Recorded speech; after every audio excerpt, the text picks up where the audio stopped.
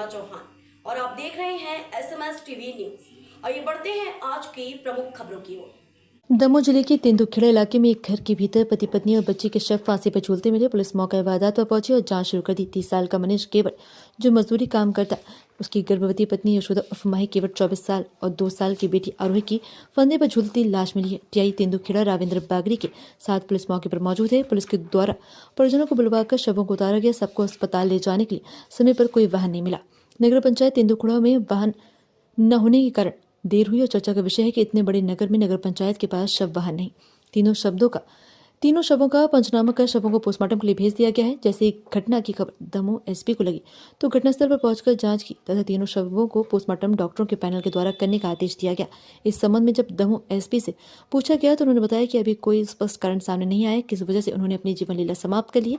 ये जाँच का विषय है, पुलिस जाँच कर रही है। क्या मामला है सर? आज तेंदुखेड़ा में ये सुबह हमारे पास सूचना आई है कि एक वार्ड नंबर 1 में मनीष केवट और उसकी वाइफ माही केवट, दोनों की उम्र करीब 24-25 साल है और एक बच्ची लगभग 18-19 माह की, इसमें हैंगिंग का केस सामने आया है। प्राइमा फेसी अभी कोई मृत्यु का स्पष्ट कारण समझ में नहीं आ रहा है। तीनों बॉडीज़ को हमने पोस्टमार्टम के लिए भेज दिया है। प्रयास ये रहेगा कि पैनल से इसका एक पीएम करवा लिया जाए ताकि स्पष्ट ओपिनियन मिल जाए कि कारण क्या है मृत्यु के, और अगर आत्महत्या अगर हुई है तो उसमें क्या पीछे वजहें रह सकती हैं, उस पर भी विचार किया जाएगा। मेरी थाना प्रभारी से भी इस संबंध में बात हो रही है। एक बार परिवार के सभी लोगों के बयान हो जाए, आसपास के पड़ोसियों के बयान हो जाए, जिस प्रकार से चीज़ें क्लियर होती हैं उस प्रकार से फिर आगे हम मैदानी कार्रवाई करेंगे। सर दीवार पे कुछ लिखा पाया गया है?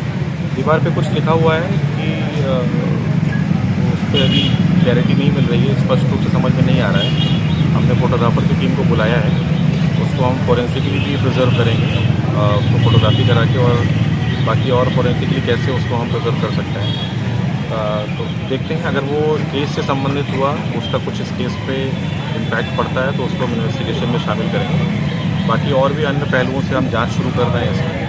जैसे जैसे चीज़ें सामने आएंगी उनको हम एविडेंस के रूप में शामिल कर देंगे। सर, जो सूत्रधार है उनका कहना है कि जो मनीष केवट है उसने पूर्व में मकान लिया था और कहीं ना कहीं उसका कर्ज चुकाने की वजह से उसने